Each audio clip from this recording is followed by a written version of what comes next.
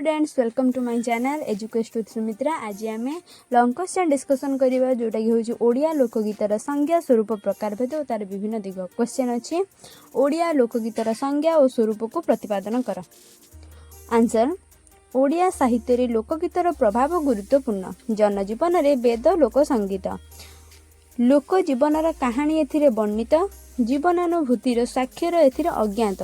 व्यक्ति जीवन पारिवारिक जीवन गोष्ठीबद्ध चेतनार मार्मिक परिप्रकाश लोकगीत। यह वनस्पति परि व्याप्त। एथिरे वचन विदग्धतार आरोप नहीं। आलंकारिक द्वारा यह भारक्रांत नुहे। ओडिया जातिर जावतीय सारल्य एथिरे सन्निहित। लोकगीत को मौखिक गीत बोली कहुए। यह कौनसी समय एवं परिवेशर रचित ताहा जानिबा कष्टकर। यार रचयिता नाम उल्लेख नहीं। समालोचक कैसेल लोकगीतर संज्ञा देवाकू जाई कहिसेंती it is essentially an oral literature handed down for generation after generation by word mouth. The folk defined as a lyric poem with melody originating unanimously in time past among the lettered folk and remaining in currency for considerable time usually for centuries। तांको मतरे लोकगीत हेउछि मौखिक गीतिमयता। साहित्यिक गवेषक समालोचक तथा अध्यापक doctor Vrindavan चंद्र आचार्य लोकवाणी रे संज्ञा देवाकू जाई कहंती लोकगीतर धारणा स्वतःस्फूर्त एवं अविच्छिन्न। सरलता एहार परिचय। कुटीरू कुटाकू निया संचरिला परी ग्राम्य कविंक ए कविता गल्प सबू कालक्रमे जनक मुहरु आउ जनक मुहकू गाँव जिला को और शेष में समग्र प्रदेश को व्यापी जाए। एभली भावरे यह समग्र समाजर संपत्ति रूपे परिणत हुए। ओडिया लोकसाहित्यर विशिष्ट गवेषक तथा समालोचक डॉक्टर कुंज बिहारी दासंग मतरे लोकगीत प्राचीन एवं चिर नवीन। जुगे जुगे एहार रूपक पट्टांतर घटिले ही प्राचीन धारा अक्षुण्ण रहे। प्राचीनतम जुगर संदेश लोकगीत जरिया आम निकटरे आसी पहुँची। से दिगरु देखिले लोक साहित्य निजस्व साहित्यर जनक। अक्षरर जन्म हेबा पूर्वरु यह मुख्य मुख्य चलीथिला। कालक्रमे यह लिपिबद्ध हैला। परे हुए तो यही धारार विच्छिन्न होई स्वतंत्र रीति रे विदग्ध साहित्य अनेक रूप धरी रचित हैला। लोकगीत अतीतर वर्तमान और भविष्यत मार्गरे गति करबाको लागिला। किंतु प्राचीन उत्कल साहित्य अधिकांश से जुगर बाहक होई रहिला। जुगर ढेउ लंघी गति करिवार शक्ति तार नथिला। लोकगीतर संज्ञा देवाकू जाई अध्यापक पठाणी पट्टनायक कहती कवि गौरव लाभ करने आशारे केही ग्राम्य गीत रचना करि नथाए। पल्लीवासी जनसाधारण कल्पना विलासी नुहंती। सेमाने वास्तव जीवनर संग्रामी अनुन्नत को पाथेय करी जीवनर कंकरित पथरे पथिक होइथिबा बेले आपे आपे एई मनछुआ गीतर उदय होइथाए। यह एपरी प्राणस्पर्शी हुए जे ताहा आउ रचक पाखरे सीमित होई न रही समग्र समाजर संपत्ति हो जाए। तुंडरू तुंड को अतिक्रम करिबा ग्रामर सीमा पार होई विस्तृत अंचलर आदान प्रदान सूत्र रे व्याप्त होइथाए। पुरुषानुक्रमे क्षत विक्षत जीवनर एक सरल पदगुड़िक अपूर्व साहित्यिक सौंदर्य उद्भासित हो उठे। महाकवि मानक रचना जो परिमाण रे सामाजिक जीवन को प्रभावित और अनुप्रवेश करे लोक साहित्य मध्य पल्ली संसार को आलोकित करी रखि थाए। केते सुख दुखर मधुमय अनुन्नत पल्ली साहित्य मध्य रूपायित होई ग्राम्य जीवन रे झंकृत हो उठे। ग्राम्य गीत कविता गिरी निर्झरिणी परी अत्यंत सरल कलकल छल छल अधिक सुदूर प्रसारी। उपरोक्त संख्यार जना जाए लोकगीत एक आवेग मुहूर्त रचित।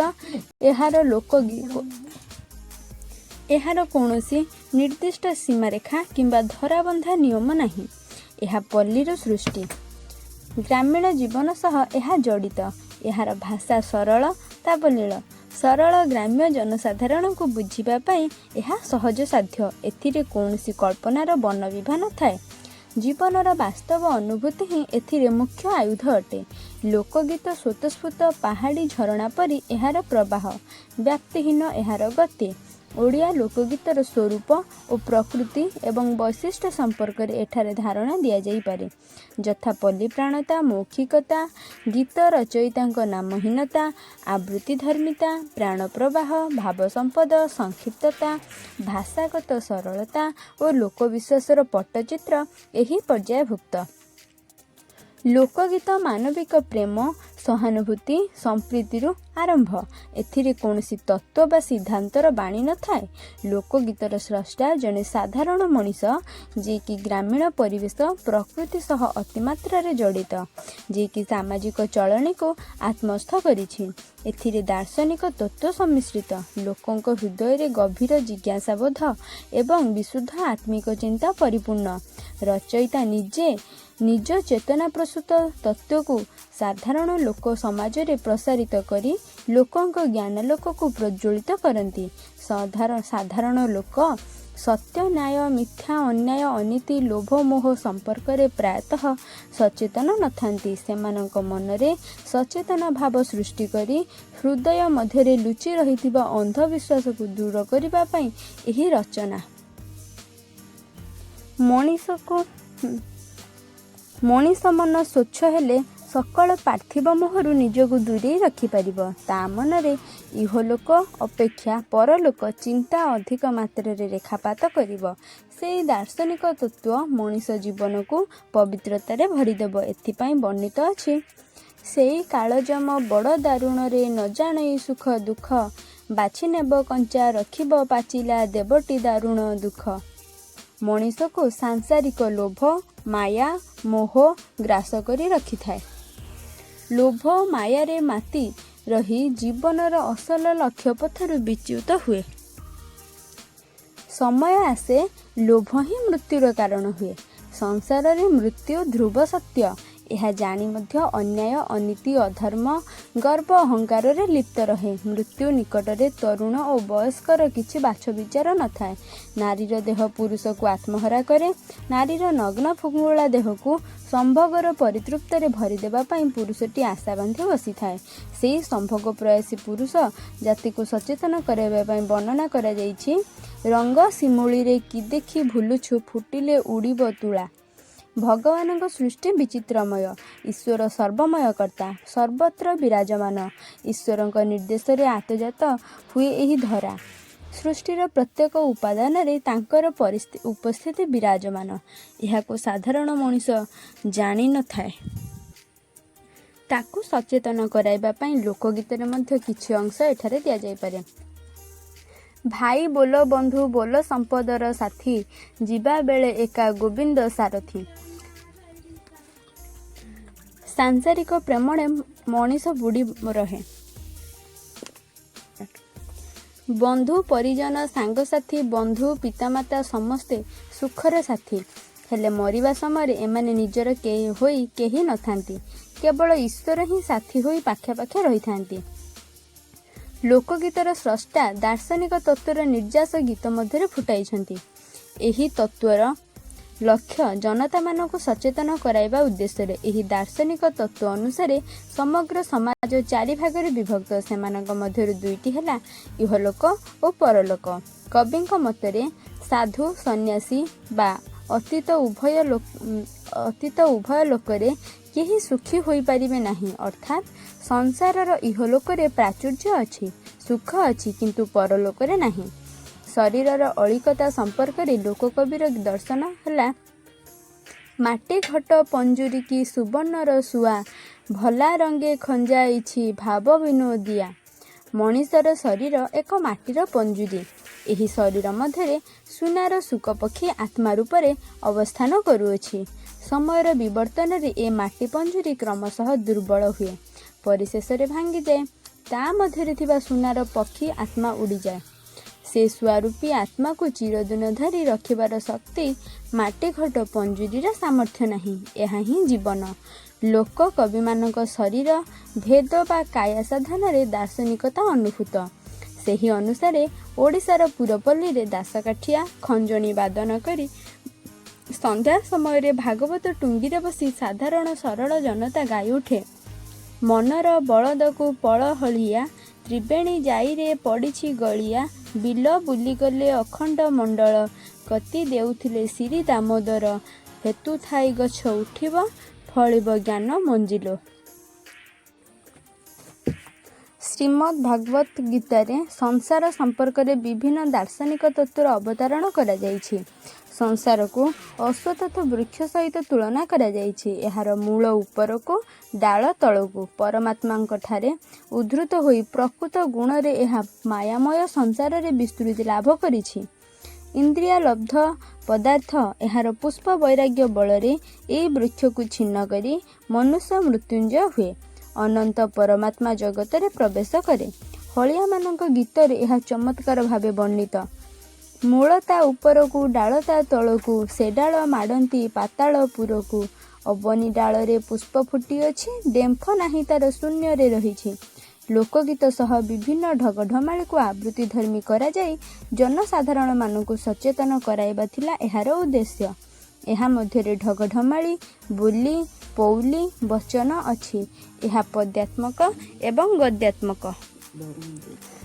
एहार लोकचरित्र जीवनर प्रत्येकटी दिग को स्पर्श करिछि। एथिरे लोकचरित्रर वास्तव जीवनानुभूति अछि। व्यंगात्मक दृष्टिकोण मध्य पूरी रहिछि। एथिरे चतुर बोका धनी निर्धन ज्ञानी अज्ञान किए मठ किए सच्चट अहंकारी विनयी ताहा ढगढमाली रे चमत्कार भावे वर्णना करा जाइछि। व्यवसाय करुथुवा व्यवसायी मानक बुद्धि नथिबा लोकंक कथा मध्य प्रसंग क्रमे उद्धार करा जाइछि। यथा अकाले गोरी कला बेउसा लाभ खाईगला चुटिया मूसा। अधिक भोजन करुथुवा नारी मानकु परिहास छଳରେ कुहाଯାଇଛି देखाई विभिन्न ओषा डुलिक चाउଳ ओळिए खाइला दांत अछि दर घसा। पारिवारिक संपर्क रे दियर भाउज प्रेम असंगत।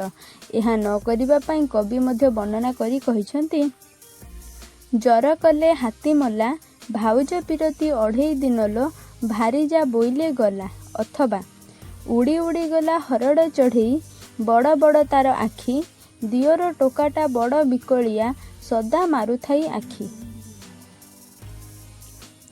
लोकगीत ढगढमाली रे दुई पत्नी थिबा स्वामी को आक्षेप करी कुहा जाइछि चाय के चिकण गोरी चंपा फूल ठौ बड़ी सुंदरी देखी पेट जाए पूरी। संसार जीवनर घटुथुबा घटना को सुंदर भाबरे लोककवि रूपायन करी कहिसंती सांसारिक जीवनर उत्थान पतन रे भांगी पड़ुथुबा मनीषंक प्रति सचेतनता आनी लोककविंक वर्णना रे मनोज्ञ होइछि। चक बुलुथिले अख बुलुथाई बुली पड़ुथाए पही संसार भितरे घर करिथिले पत्थर पड़िले सही। उपसंहाररू दृष्टिर विचार कले लोकगीतर संज्ञा स्वरूप अत्यंत व्यापक। एथिरे तत्व न थाई पारे मात्र जीवनर दार्शनिकता सचेतनता मधुरता भरी रहिछि। लोकचरित्रर वास्तव शैली एथिरे वर्णित। यह सृष्टि होइछि मानविक आवेदनरू। एथिरे वेद वेदांत परि निर्दिष्ट कौनसी सिद्धांत नथिले भी अतीतरू वर्तमान वर्तमानरू भविष्यत मार्गरे गति करिवार प्रेरणा रहिछि। सो स्टूडेंट्स आज लॉन्ग क्वेश्चन तो सरीला वीडियो तो सरीला। नेक्स्ट वीडियो रे आमे पढ़िबा लोकगीतर साहित्यिक मूल्य निरूपण कर जोटा कि बहुत ही इंपोर्टेंट एग्जाम रे आसीबो। आम चैनल को नुआ आसथिले सब्सक्राइब करबा को जमा भी भूलिबनी।